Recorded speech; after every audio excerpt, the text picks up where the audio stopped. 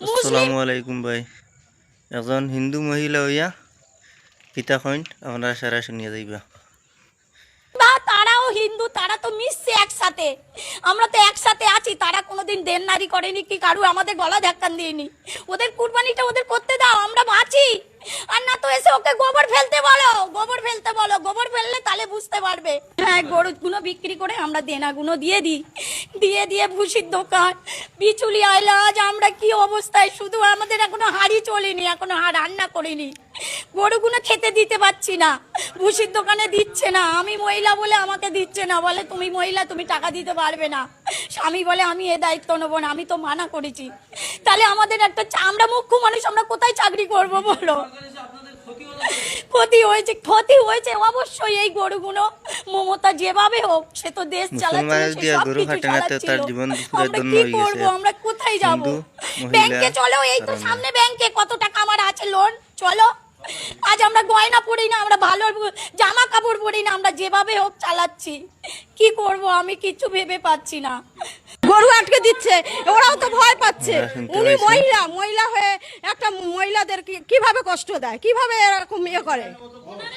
উনি তো ঘোষ। বলুন, গোবরটা ফেলতে বলুন, তারপরে বুঝতে পারবে কতটা কষ্ট। আমার মতন মহিলা, আমি মহিলা সমিতি থেকে 5 লাখ টাকা নিয়েছি, চলো আমার ব্যাংকে সব আমি জমা দিই, সুদ আসল।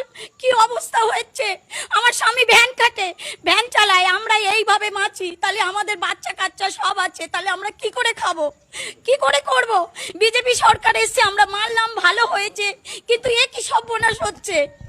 এক না তো গলায় দড়ি দিতে বলো, আর না হলে বিষ আনতে বলো। বিষ তো ফ্রি পয়সায় পাওয়া যাচ্ছে। রেখা তো ও গরু লাগাচ্ছে, কোন আক্কেলে ও খাওয়া দিতে পারবে? এককাল গোবর ফেলতে পারবে? ও 1 লাখ টাকা করে পাবে, আমরা কি পাবো? আমরা কি স্বামীকে খাওয়াবো? আমরা কি স্বামীকে খাওয়াবো? আমরা বাচ্চা কাচ্চাকে কি খাওয়াবো? ও তো বাচ্চাকে হোস্টেলে দিয়ে মানুষ করাবে, আর আমরা কি দিয়ে মানুষ করাবো? আমরা খেটে খাই, গোবর ফেলে খাই, এই তো খাটাল ধুয়ে এসছি, আমরা ছেঁড়া জামা পরে ঘুরে বেড়াই।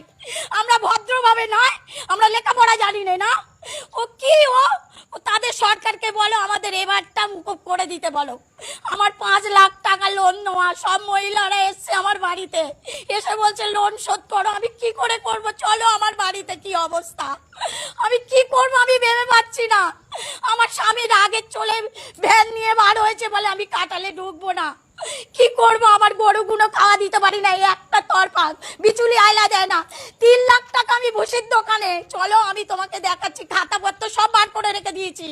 আর রেখা দিদিকে বলো তুমি জিতেছো, ভালো হয়েছে, তুমি মানুষকে উপকার করো। মুসলিম বা তারাও হিন্দু, তারা তো মিশছে একসাথে। আমরা তো একসাথে আছি, তারা কোনোদিন দেননারি করেনি কি কারু আমাদের গলা ধাক্কান দিইনি। ওদের কুরবানিটা ওদের করতে দাও, আমরা বাঁচি। আর না তো এসে ওকে গোবর ফেলতে বলো, গোবর ফেলতে বলো, গোবর ফেললে তাহলে বুঝতে পারবে।